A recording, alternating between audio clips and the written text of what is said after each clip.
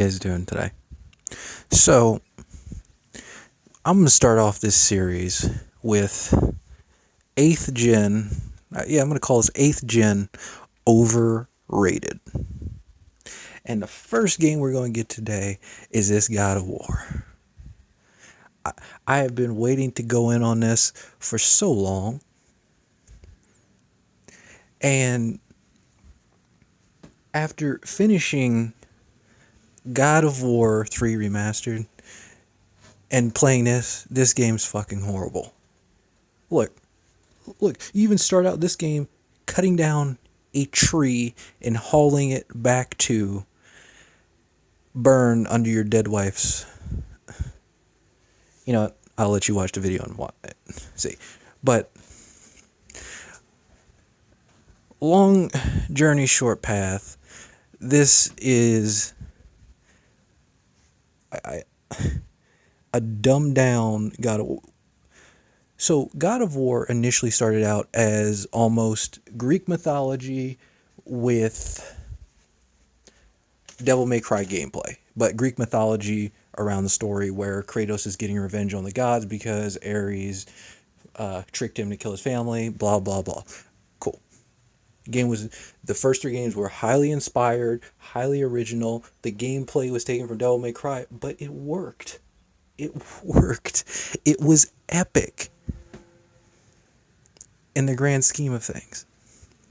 The original trilogy, and actually, hell, we can even put Ascension in there.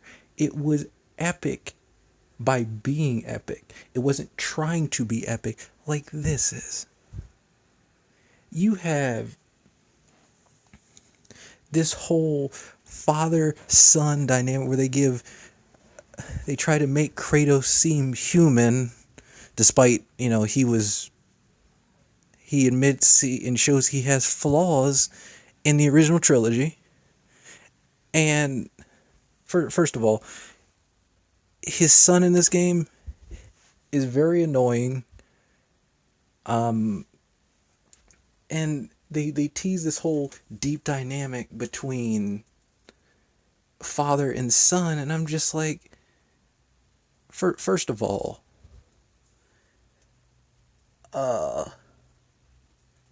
in God of War 2 and 3, Kratos and Pandora's relationship was deeper than this was.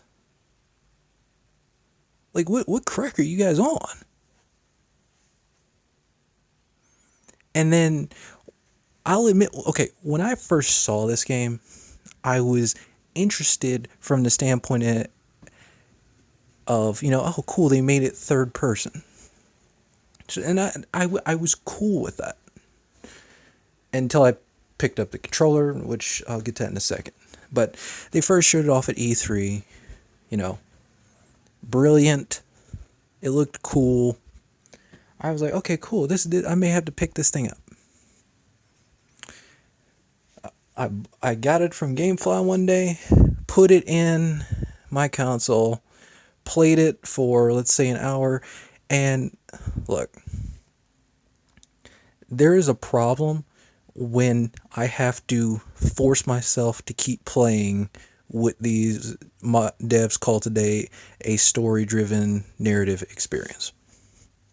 Because shit wasn't happening at all. And I'm thinking in my head, like, God damn, how did this get a 10s out of 10s? Because the son is annoying, right? There isn't shit happening in the game. Most of the game is walking. It's not these epic fights. There's no... The story is literally scattering your wife's ashes at the top of the highest mountain in the land. I was hoping when I first saw this it was the E3 2016. I was hoping that it was going to be something along the lines of everything that the original God of War was, but just in third person, which that actually sounds kind of cool.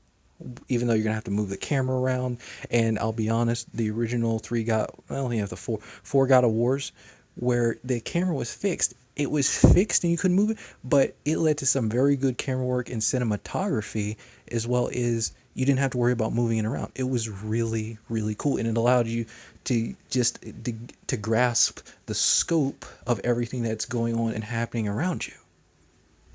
This doesn't do any of that. Not at all. First of all, the gameplay isn't even close to what it is. They've slowed it down, and they tried to make this shit into a Souls game, which that probably is going, the entire Souls series, that is probably going into another 8th gen overrated video, because that is one, the Souls games are one of the worst things to happen to fighting games, bar none. But I'm gonna leave that alone for now. They slowed the combat down. They made it and that's going to go into another Souls video. They've made the combat clunky, and you need to riposte at the perfect time and all this other shit. And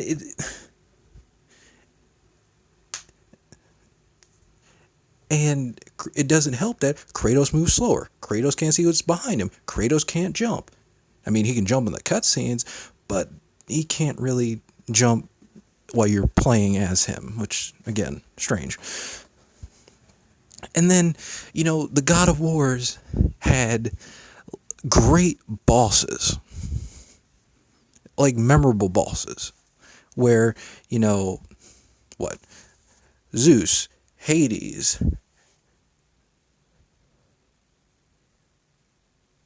Poseidon, Ares. Off the top, and you can, when you see these battles, you can remember how the battle took place, because they were so unique and cool to do. I think it's pretty cool that, and God of War 3, Hades tries to rip your soul out. That was pretty dope. In this, you literally have 3 reskin trolls.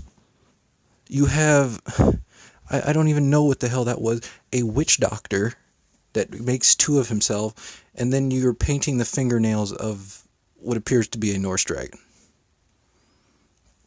Again, very, very strange. And to be honest, when I played this game, I just thought to myself, damn, Norse mythology is boring. Literally. Like, damn, dude, Norse mythology isn't shit. That's literally what I was thinking in my head. Continuing. I will give the game credit. It looks brilliant, but I went back and played God of War 3 Remastered, and it looks brilliant. It plays brilliant, too. And it should not be... First of all, why does Kratos have a Thor axe? It's not a hammer, but why does he have an axe that is literally basically Thor's hammer? The Chains of Olympus, which were the iconic weapon of the God of War series, you don't get them till halfway through the game. Well, why is that? Why is most of this game walking, climbing, goofy ass puzzles, and not what made God of War God of War? And we can't use the argument of it's a reboot. Yeah, it's a fucking reboot that's regressed.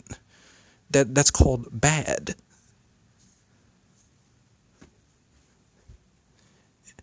And then, the other thing that involved in the game is it's about a journey to places, because you're also rowing too.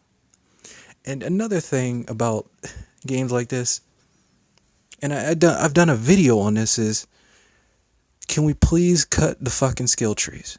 Not every game needs a long skill tree that's just long, drawn out, and it makes the game artificially longer. Because that's just, there's no excuse for that. Why the hell does Kratos, after 4 fucking games, well, 3 in the main line, after 3 fucking games, why the fuck does he need to level himself up? Didn't this motherfucker beat Ares and become the God of War in the first game?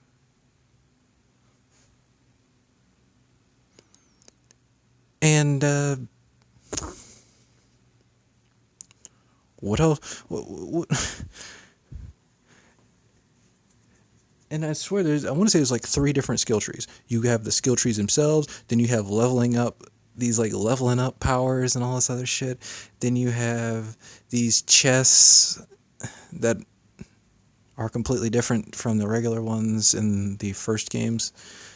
It